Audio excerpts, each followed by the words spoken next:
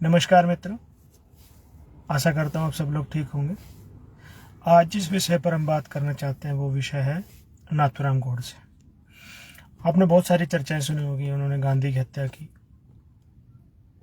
क्योंकि इसके विषय पर बात की होगी। परंतु मैं आज जो बात करना चाह रहा हूँ वो गांधी की हत्या के साथ साथ नाथूराम गोडसे ने 3 हत्याएं की।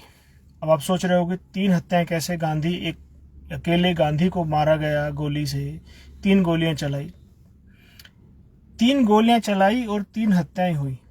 पहली हत्या गांधी की, दूसरी हत्या हिंदुत्व की, तीसरी हत्या चित्पावन ब्राह्मण की। महाराष्ट्र में जो चित्पावन ब्राह्मण थे उनकी हत्याएं हुई। अब मैं आपको 1 बाय 1 करके बताता हूं कि कैसे 3 हत्याएं हुई। गांधी उस वक्त जब गांधी की हत्या हुई, गांधी की जो लोकप्रियता थी वो रसातल में जा चुकी थी। गांधी को कोई पूछने वाला नहीं था, गांधी को कोई मानने वाला नहीं था। गांधी का बहुत ज्यादा विरोध हो रहा था। हिंदुओं का उस वक्त कत्लेआम हो रहा था। पाकिस्तान से ट्रेन भर भर के लाशों की आ रही थी। वो लोग बिरला भवन के सामने जब गांधी ने कड़कती सर्दी के बीच में, बरसात के बीच में हिंदुओं को मस्जिदों के अंदर से बाहर पुलिस के द्वारा फिकवा दिया गया था, वो लोग विरोध कर रहे थे। तो गांधी की जो लोकप्रियता थी, गांधी ने कहा था कि पाकिस्तान बनेगा मेरी लाश के ऊपर, परंतु जब पाकिस्तान बना तो ना तो गांधी की लाश गिरी, ना गांधी ने उसका प्रतिकार किया। ये वीडियो बहुत ज़्यादा डिटेल में हो जाएगा अगर मैं उसमें जाता हूँ। तो एक हत्या जिसके ऊपर कहा जाता है कि एक ने गोली मारी और 2 ने गोली मारने दी। 2 कौन शामिल थे इसमें गोली मारने में?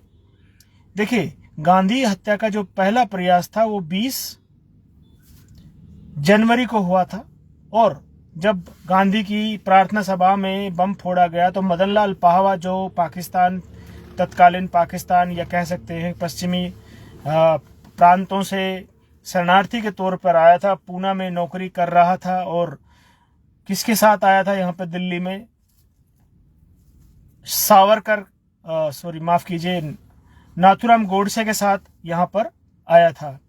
जब बम मारा गया गांधी की सभा में 20 जनवरी को, तो उस वक्त पुलिस ने उसको पकड़ लिया था। पुलिस ने पकड़ा तो उसने इंटरोगेशन में, दिल्ली पुलिस के इंटरोगेशन में उसने सब कुछ बता दिया था।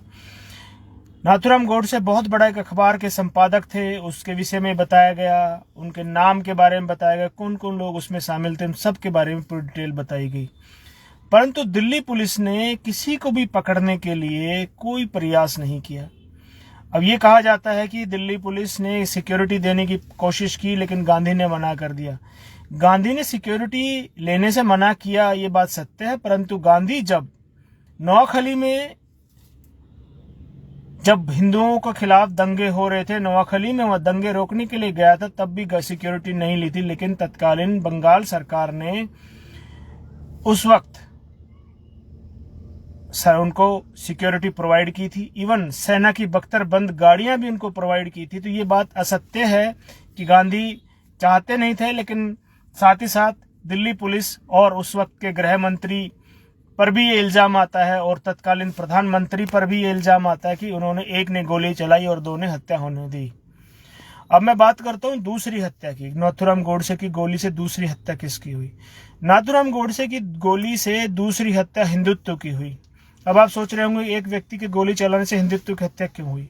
क्योंकि गांधी की हत्या में हिंदुत्व का नाम जोड़ा गया, अखबारों में हिंदुत्व का नाम उछाला गया, और जवाहरलाल नेहरू, जिनको पंडित भी कहा जाता है, पंडित पता नहीं किसने उनको दे दिया, पंडित भी कहा जाता है, पंडित जी ने चुन चुन कर हिंदुत्व से बदला लिया, आरएसएस को उसमें लपेटा, हिंदू महासभा को लपेटा, सावरकर को लपेटा, किस किस को लपेटा।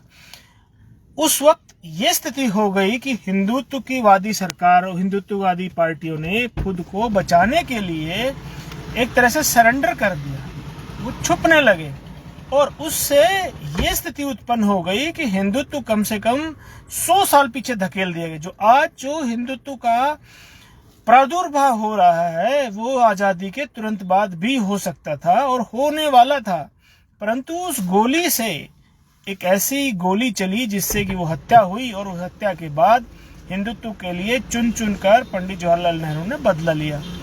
अब हम बात करते तीसरी हत्या की। तीसरी हत्या चित्पावन ब्राह्मणों की हुई। क्यों? कि सावरकर भी चित्पावन ब्राह्मण थे, नाथूराम गोडसे भी चित्पावन ब्राह्मण थे।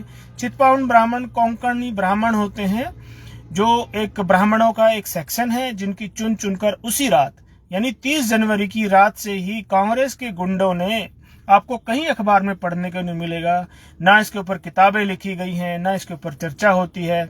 उस रात रेडियो से अनाउंस हुआ कि मारने वाले का नाम नाथूराम गोडसे है, वह चित्पावन ब्राह्मण है। और उसके बाद चित्पावन ब्राह्मणों को चुन चुन कर निशाना बनाया गया, और उनको घर जैसे कश्मीरी ब्राह्मणों को, कश्मीरी हिंदुओं को चुन चुन कर निशाना बनाया गया, चुन चुन कर मारा गया, उनको महाराष्ट्र के बाद धकेल दिया गया।